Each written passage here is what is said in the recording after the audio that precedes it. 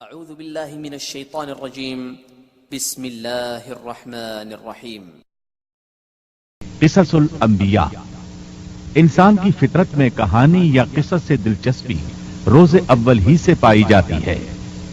قصص کا لفظ عام طور پر کہانی یا داستان کے لیے استعمال ہوتا ہے، لیکن قرآن مجید میں انبیاء کے جو قصے بیان کیے گئے ہیں ان کی غرض و غایت کچھ اور ہی ہے۔ اللہ تعالیٰ نے انسانیت کا آغاز فرماتے ہی انبیاء کا سلسلہ شروع فرمایا۔ انبیاء اور رسول پے در پے آتے رہے۔ کہا جاتا ہے کہ رسولوں کی تعداد 300 سے زائد ہے اور انبیاء کی تعداد 1,24,000 سے زائد ہے۔ گویا اللہ تعالیٰ نے بنی نوع انسان کو سیدھا راستہ دکھانے کے لیے اتنی بڑی تعداد میں انبیاء اور رسول مبعوث فرمائے۔ قرآن کریم کے بیان کرام قصص اور واقعات سے امتیازی حیثیت رکھتے ہیں۔ ان کا تعلق خیالات اور ذہنوں سے گھڑی ہوئی باتوں سے نہیں، بلکہ وہ زمین پر واقع ہو چکے انسانوں نے اپنی زندگی کے مختلف ادوار میں ان کا مشاہدہ کیا، اور پھر یہ واقعات اس لحاظ سے بھی منفرد ہیں کہ عبرت کا باعث ہیں۔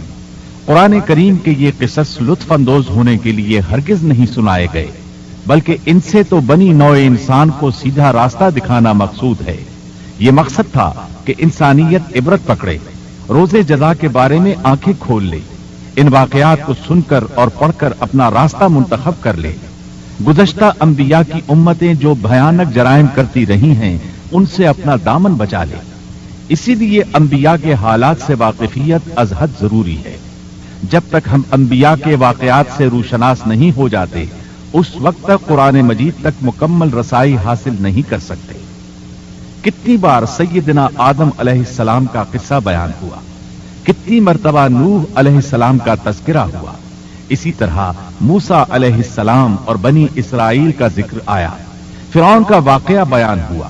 موسیٰ علیہ السلام اور فرعون کا ذکر تو قریب 70 مقامات پر آیا ہے اور مسلسل قصہ بیان ہوتا رہتا ہے۔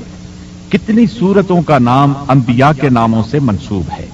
لہذا جو شخص ان قصص سے لا علم ہے وہ قرآن کے ایک بڑے حصے سے محروم ہے۔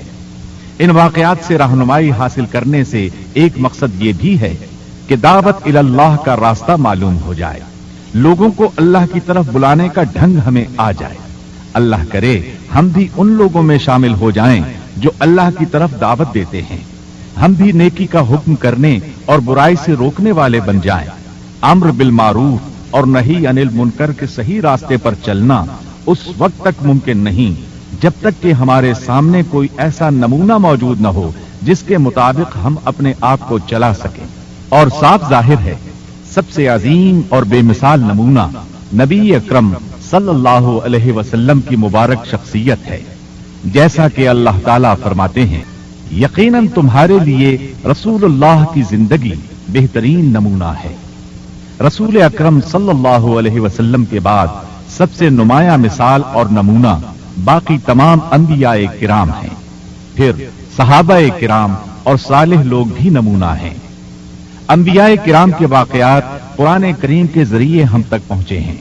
اسی طرح نبی کریم صلی اللہ علیہ وسلم کی سیرت مبارکہ اور آپ کی احادیث مبارکہ سے بھی ہمیں ان کے حالات اور واقعات معلوم ہوئے ہیں۔ نیز تاریخ کی کتب میں بھی ان کے تذکرے موجود ہیں۔ انبیاء کے موضوع پر لکھی جانے والی کتب میں سے واضح اور نمایاں حیثیت امام ابن کثیر رحمہ اللہ کی کتاب قصص الانبیاء ہے۔ اس کے علاوہ امام طبری کی تاریخ طبری اور ابن کثیر کی البدایہ والنہایہ میں انبیاء کی سرگزشت موجود ہے۔ ہم نے ان قصص کو آپ تک پہنچانے میں انہی کتب کو پیش نظر رکھا ہے، اس لیے کہ قابل اعتماد تصانیف یہی ہیں۔ خاص طور پر ہم نے اسرائیلی روایات کو جگہ نہیں دی، نہ ہی ضعیف روایات کا سہارا لیا ہے، بس صحیح احادیث کو بنیاد بنایا ہے۔